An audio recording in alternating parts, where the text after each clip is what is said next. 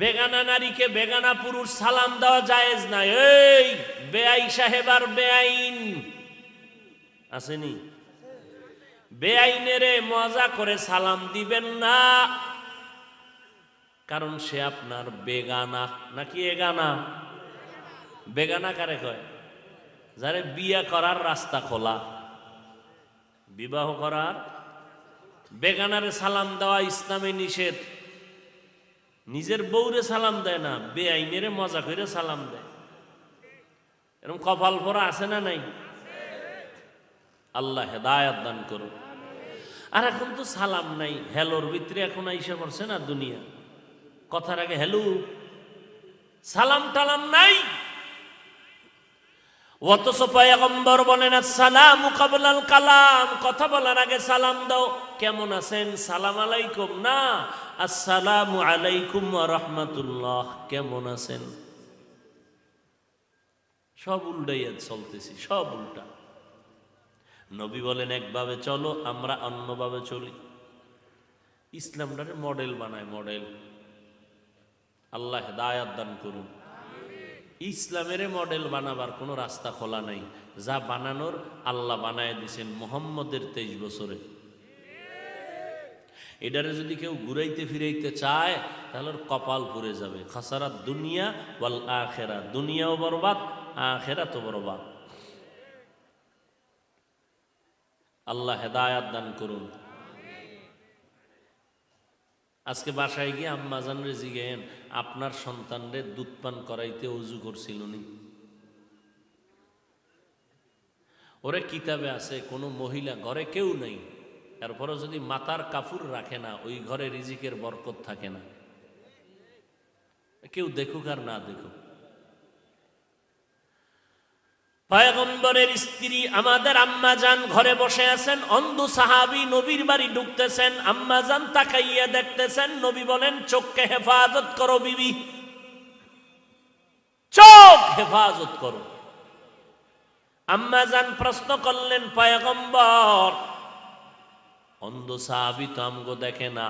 নবী বলেন সে না দেখলে কি হবে, তুমি তো দেখতেছো, গুনাহ হবে, গুনাহ। আর এখন পর্দার কোনো বয়ান নাই, পর্দার বয়ান করলেও মানুষ গ্রহণ করতে চায় না। এই দোষটা আপনাদের তেমন না, আমগো আলেম নামের একদল জাতিবাহীদের ঝামেলার কারণে। আল্লাহ হেদায়াত দান করুন। ওই যে মডেল বানাইছে ইসলামটারে মডেল, সব আটকায় দাও, চেহারা খোলা রাখলেই হবে। তার পর্দা রইল কি? পুরা শরীরের আকর্ষণ চেহারার মধ্যে আল্লাহ দিয়েছেন। কারণ ফুল বডির মধ্যে চেহারা আল্লাহ নিজে কুদরতের হাত দ্বারা বানাইছেন। এই জন্য দেখেন না, পোশাক দিয়ে পুরা বডি আটকায় দিয়েছেন, চেহারা কি করেন নাই? আটকান নাই। রাস্তা দিয়ে যত ধুলা বালু রৌদ্র বৃষ্টি সব চেহারায়, ধুলা বালু চেহারায় লাগছে, ভিতরে ঢুকে নাই কেন? পোশাক দিয়ে সব আটকাইছি। আল্লাহর কুদরত দেখো, গোসলখানায় গিয়ে দেখো, সব বস্ত্র খুললো, কাপড় চুপুর খুলবা, দেখবা যেই চেহারাটা আটকাও নাই ধুলা বালু লাগলো, আর যেই বডি আটকাইয়া রাখছো ওখানে সাবান না দিলে ময়লা যায় না। আর যেই চেহারাটা খোলা রাখছো এত ধুলাবালু লাগলো, দেখো সাবান লাগবে না, হালকা পানি দিয়ে একটু ধুয়ে নাও, দেখবা বিন্দু কোনো ময়লা নাই। কেন নাই? তুমি বিউটি পার্লারে সাজতে গেছো এই জন্য না। আল্লাহ এমন ভাবে এটারে সাজাইছেন যে জিন্দেগির যৌবন যতদিন আছে, চেহারার সৌন্দর্য ততদিন থাকবে, কোনো ক্রিম টিরিম লাগবে না। ওটি বেশি চালাকি করে দিবি, চেহারা আরো নষ্ট হয়ে যাবে। আর আল্লাহর বানানো চেহারাটা নষ্ট হইলে আর কোনো মেডিসিন দিয়ে ভালো করতে পারবি? যুবক, সারা রাত গুনাহ কইরা মোবাইল চালাইয়া চেহারার লাবণ্যতা উজ্জ্বলতা নষ্ট করে ফেলেছো। চেহারার দিকে তাকাইলে মায়া লাগে না কেন? একমাত্র কবিরা গুনাহ করেছো আল্লাহর লানত তোর উপর। হালকা পাতলা যাও থাকতো তাও নাই, কারণ চুল কাটিয়া বান্দর হয়ে গেছো।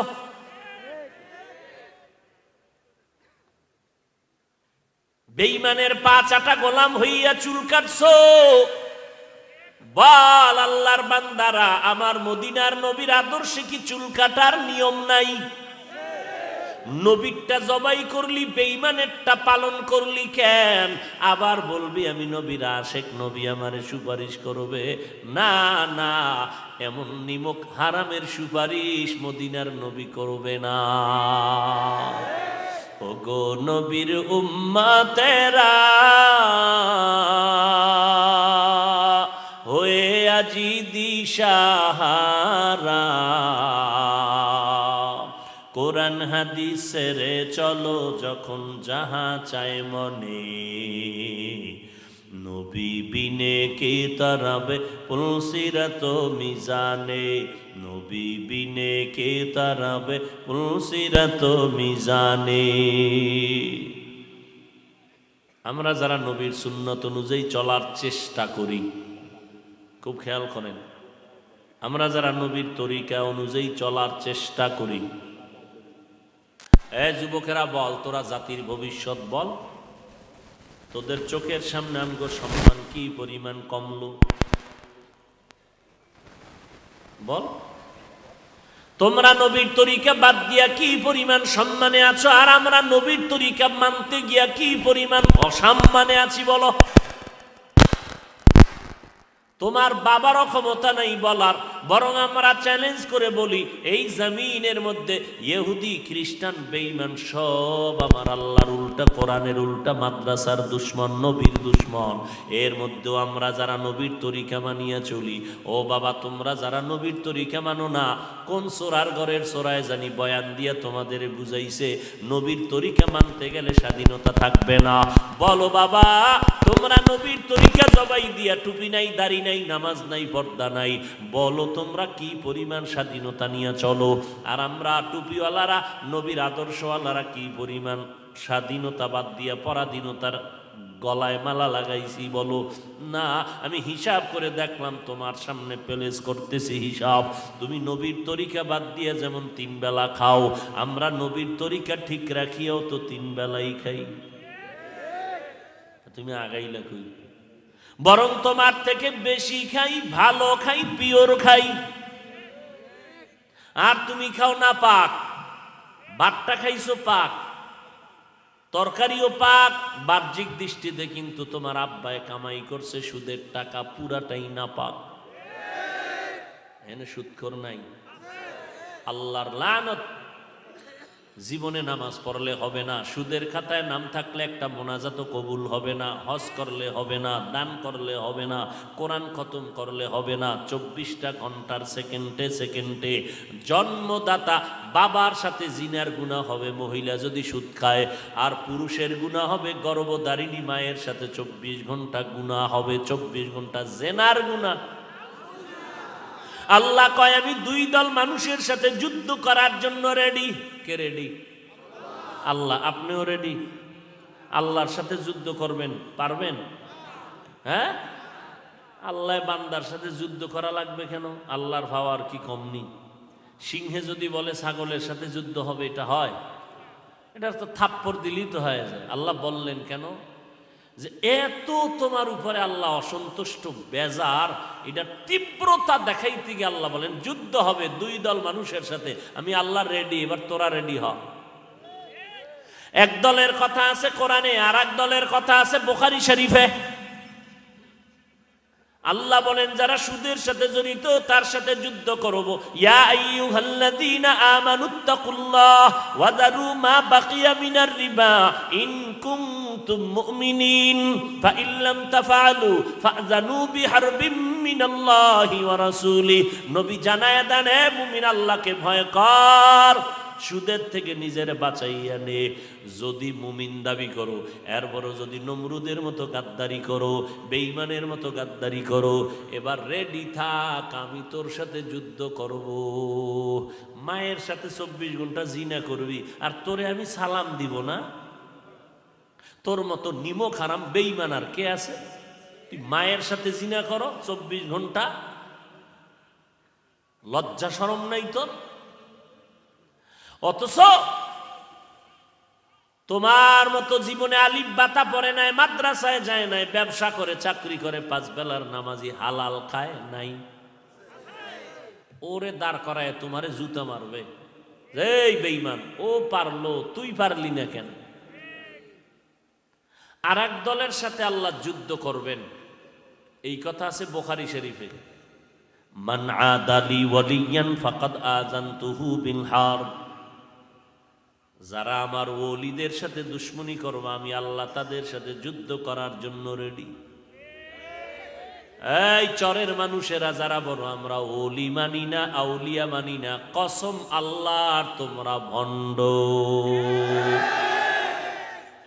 এই চরের মানুষ, আল্লাহকে রাজি করার জন্য বলছি, কাউকে হিংসার জন্য না। যারা বলো ওলি আউলিয়া মানি না, আল্লাহর কসম তারা ভণ্ড। এদেরকে যারা ভণ্ড বলবে না, তারাও ভণ্ড। কালকে থেকে চিহ্নিত করবেন কারা বলে আমরা পীর আউলিয়া মানি না, কারা বলে ওলি আল্লাহ মানি না। এদের চিহ্নিত করবেন, এরা আল্লাহর রসুলের দুশমন, এরা বুখারী শরীফ মানে না, এরা কোরআন শরীফ মানে না, শুধু চাপাবাজি করে, আমরা হাদিস মানি, কিচ্ছু মানে না, চাপাবাজ। আল্লাহ হেদায়েত দান করুন।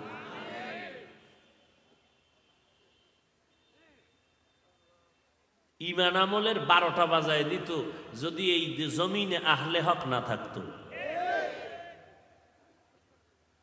এক মাওলানা কয় কোরআন শরীফে জাল। হ্যাঁ, তোমগো বক্তায় কইছে তো, একটু আস্তেই নাউজুবিল্লাহ কও। আওয়ামী লীগওয়ালারা বলে নাই কোরআনে জাল, বিএমপি ওয়ালারা বলে নাই জাল, একজন মাওলানা বলেছে কোরআনের ভেতরে জাল। কয় কেমন? কয় হাদিসের থেকেও বেশি। আর এক মাওলানা কয় কালেমা লা ইলাহা ইল্লাল্লাহ মুহাম্মাদুর রাসূলুল্লাহ, এ কালেমা বন্ধ করে দাও, এটা কুফরি কালেমা। আর এক মাওলানা কয় নবীরা অন্যায় করেছেন, আল্লাহ অন্যায় করায়েছেন।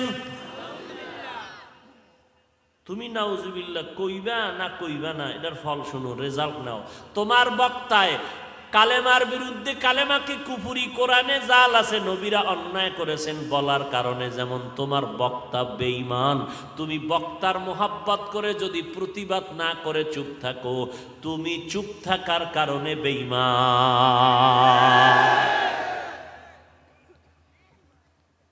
এ যুবকেরা বল, আল্লাহরে সাক্ষী রেখে বল, দালালি করিস না।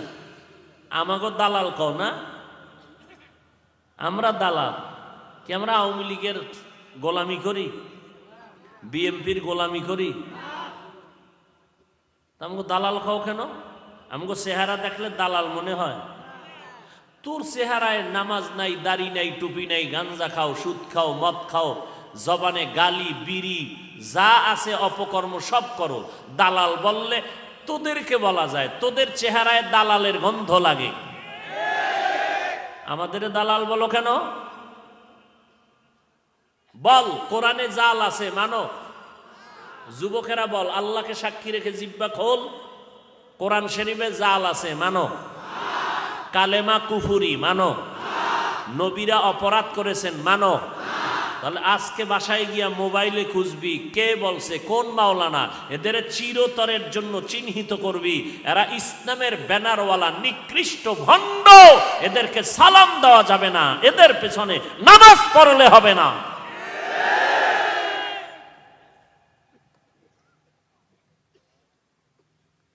এবার চলে গেলে কবি হাফিজ সাহেব গীবত শেখায়াত করে গেল। গীবতের ডেফিনিশন জানো? গীবত করা হারাম তোমরা জানো, আমরা হুজুরেরা জানি না। কথা হয় না? একটু তোমাদের থেকে কম জানি, এই তো বেশি। তাহলে আলেমরা কি বেশি জানে? যেই বেশি সাধারণ মানুষ। এবার শুনো 1 মিনিট, কি বেশি জানে?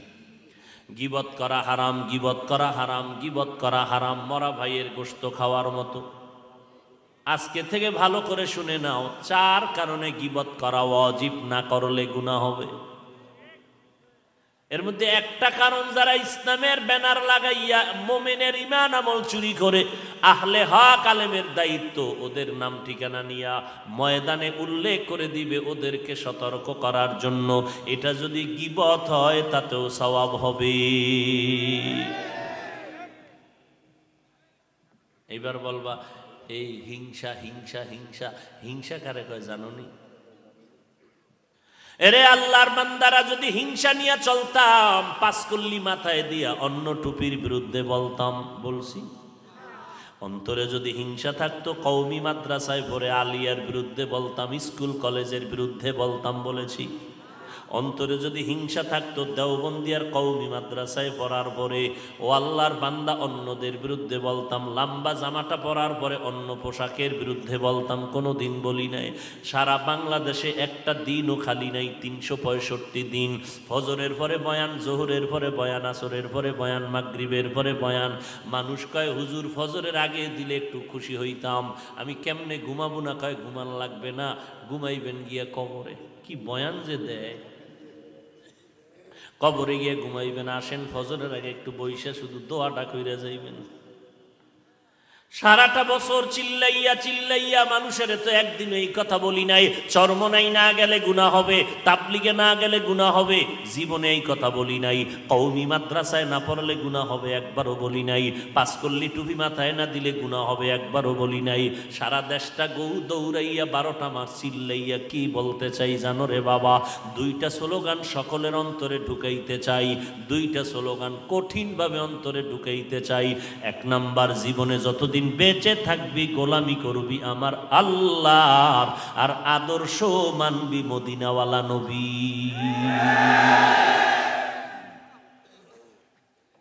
আর কারো গোলামি করবি না, সাবধান। আমাদেরকে ধাক্কা দিস না, আমরা চরমনের গোলামি করি না, আমরা দেওবন্দীদের গোলামি করি না। আমাদেরকে যদি দালাল বলতে চাও, কালকে থেকে বলবি আমরা দেওবন্দীরা তাবলিগওয়ালা চরমনাইকে যদি দালাল বলো, বলবি আমরা মদিনাওয়ালা নবীজির দালাল।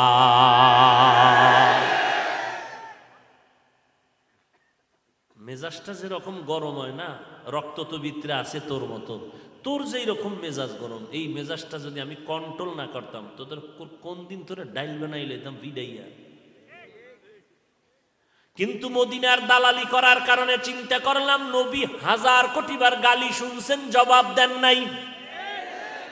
আমরা সেই সুন্নতটা পালন করি, আলহামদুলিল্লাহ গো, প্লাস পয়েন্ট, মাইনাসে নাই। যত গালি দিছো চরমনাই বাড়ছে না কমছে? গালি দেওয়ার কারণে তাবলিগ বাড়ছে, গালি দিছো কওমি মাদ্রাসা বাড়ছে। মাত্র 10টা বছর তাকাইয়া দেখবি বাংলাদেশের প্রত্যেকটা গ্রামে গ্রামে এক একটা কওমি মাদ্রাসা হবে। আর আহলে হক দেওবন্দিরা যতদিন এই জমিনের মধ্যে থাকবে, ওই বেঈমান আর মুনাফিক আর বাতিলের গোষ্ঠীর স্বপ্ন কোনোদিন 1000 বছর পূরণ হতে দেওয়া হবে না।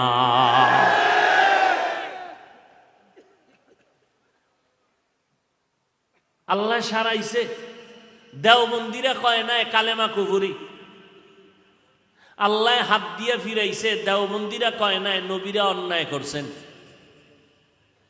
আল্লাহ হেফাজত করছেন, দেওবন্দিরা বলে না কোরআনে জাল আছে। তাহলে বাতিলরা রাস্তায় মিছিল লইয়া নামতো। আর এখন এত কিছু বলার পরেও জাতি চুপচাপ ঠান্ডা, শরীরে মনে হয় রক্তই নাই।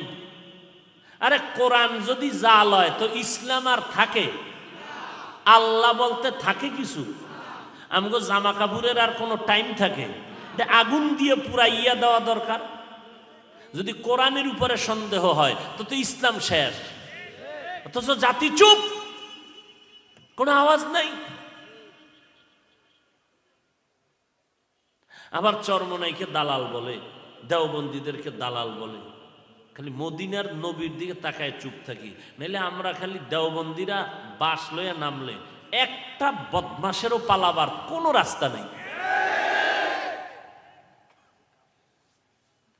মানুষ একটু হালকা পাতলা লাভের জন্য কাজ করে, ঠিক না? লাভ ছাড়া কেউ কাজ করে? এটা পাগলেও তো নিজের ভালো বুঝে, আগুনে হাত দেয় না কেন, হাত ফিরে যাবে। এই যে এত বিরোধিতা করো, কওমি, দেওবন্দি, চরমনাই, আমাদের বিরোধিতা করো, কি লাভ কি বলো তো বাবা? তোমার কিছু লাভ হয়েছে কিনা বলো? তোমার সম্মান বাড়ছে, তোমার বেতন কেউ বাড়ায় দিছে, পরকালে বিনা হিসাবে জান্নাতে যাবা, যৌবন বাড়ছে, তাহলে আকামগুলো কেন করো? তোমার করার কারণে আমাদের লাভ। তুমি যত বিরোধিতা করো ততই আমাদের ময়দান আরো চমকায় যাইতেছে। কেন করো? হায় হায়, সালাম দেও না, দিলেও নেয় না, সমস্যা পাস করলি। দেখছেন কেমন ফিডা দরকার, যে একটা টুপিকে কেন্দ্র করে তুই আলাদা দল বানায় ফেলাইলি। সালাম দেও না, দিলেও সমস্যা দেওবন্দি, সমস্যা চরমনাই। এগুলো হিংসা না, সব হিংসা ঢুকছে আমগো দিলে। আর এগুলি সব তাকওয়া। এরা গালি দিলেও তাকওয়া। আল্লাহ হেদায়াত দান করুন। আর টাইম নেই রে বাবা, অল্প টাইমে আয়াতের ভিতরে ঢুইকা কিছু কথা বলে ছেড়ে দেই। ইয়া আইয়ুহাল্লাযীনা আমানুত্তাকুল্লাহা হাক্কা তুকাতিহি ওয়া লা তামুতুন্না ইল্লা ওয়া আনতুম মুসলিমুন। আল্লাহ বলেন, ও মুমিনেরা, আল্লাহকে ভয় করো, হক আদায় করে ভয় করার মতো। সাহাবায়ে কেরাম নবীরে বললেন, আল্লাহ যত বড়, ওই পরিমাণ হক আদায় করে ভয় করা সম্ভব না। আল্লাহ সান্ত্বনার বাণী দিয়া বলেন, ইত্তাকিল্লাহা মাস্তাতাতুম। ও নবী, আপনি শুনে নেন, আমার হক আদায় করে ভয় করা লাগবে না, আপনাদের সাধ্য মতো ভয় করেন। ঠিক আছে, আল্লাহকে সাধ্য মতো ভয় করা সম্ভব। দ্বিতীয় কথা বললেন, ওয়ালা তামুতুন্না ইল্লা ওয়া আনতুম মুসলিমুন। মুসলমান না হইয়া মরিও না। এখানে অনেক কথা সংক্ষেপে ছেড়ে যাচ্ছি। আল্লাহ মুমিনকে বললেন, মুসলমান না হইয়া মরিও না। এখানে আমরা যারা আছি মুমিন, এই যুবকেরা উঠো কেন? নিজের কপালটাও পুড়বে আর অন্যের কপাল পোড়াবার চেষ্টা। চলে যেতে হবে, ঢুকলো কেন? বাইরে দাঁড়ায় থাকতো, ফট করে যাইতো, দেখতাম না। আল্লাহ আমাদের মাহফিল কবুল করেন। আলহামদুলিল্লাহি রাব্বিল আলামিন, আসসালাতু ওয়াসসালামু আলা সাইয়্যিদিল আমবিয়াই ওয়াল মুরসালিন ওয়া আলা আলিহি ওয়া আসহাবিহি আজমাইন। ইয়া আরহামার রাহিমিন, ইয়া আরহামার রাহিমিন, ইয়া আরহামার রাহিমিন। রব্বিরহামহুমা কামা রব্বায়ানি সগীরা। আল্লাহুম্মা ইন্নাকা আফুউন কারীম তুহিব্বুল আফওয়া ফা'ফু আন্নী। আল্লাহুম্মা ইন্না নাসআলুকা রিযাকা ওয়াল জান্নাহ ওয়া নাউযু বিকা মিন সাখাতিকা ওয়ান নার। ربنا ظلمنا أنفسنا وإن لم تغفر لنا وترحمنا لنكونن من الخاسرين. ربنا آتنا في الدنيا حسنة وفي الآخرة حسنة وقنا عذاب النار. बता हमको तेरे राह की तरफ है, तेरे राह पर चला हमको खुदाया. बेगुनाह न गुज़श्त बरमा साअते बाहुजूरे दिल न करदम ताअते या इलाही मुझसे मुझको दूर कर ताके देखो मुझ में तुझको एक नजर रब्बुल आलामीन गभीर रात আয় আল্লাহ চতুর্পার্শ্বে নদী ভেতরে চরের ভেতরে আপনার বান্দারা বসবাস করে আয় আল্লাহ উলামায়ে কেরামের মহব্বতে কোরআন সুন্নাহর আলোচনার জন্য আপনার মহব্বতে হাজির হয়েছে আয় আল্লাহ বসারও জায়গা নাই দাঁড়ানোরও কায়দা নাই কষ্ট করে করে দ্বীনের কথাগুলো শুনলেন সারা রাত বয়ান করলে কেউ যাইতো না রে মালিক দেওয়ার মতো আমাদের হাতে কিছুই নাই আপনার কুদরতের হাতে কোনোটার অভাব নাই আয় আল্লাহ মেহেরবানি করে আপনি সবার সিনায় হেদায়াতের নূর দান করেন আল্লাহ আয় আল্লাহ এই পুরা এলাকার মধ্যে আপনি শান্তি দান করেন ঘরে ঘরে সুন্নতের বাতি জ্বালায়া দেন আমার কলিজার মা বোনদেরকে আবেদা বানায়া দেন আয় আল্লাহ সন্তানগুলো নেককার বানায়া দেন সমস্ত মাদ্রাসা মসজিদগুলো কবুল করে নেন আয় আল্লাহ সবার কামাই রুজি ব্যবসায় হালাল ভাবে বরকত বাড়ায় দেন হারাম থেকে হেফাজত করেন প্রত্যেক মা বাবাকে নেককার সন্তানের মা বাবা বানায় দেন রব্বুল আলামিন দিলের নেক আশা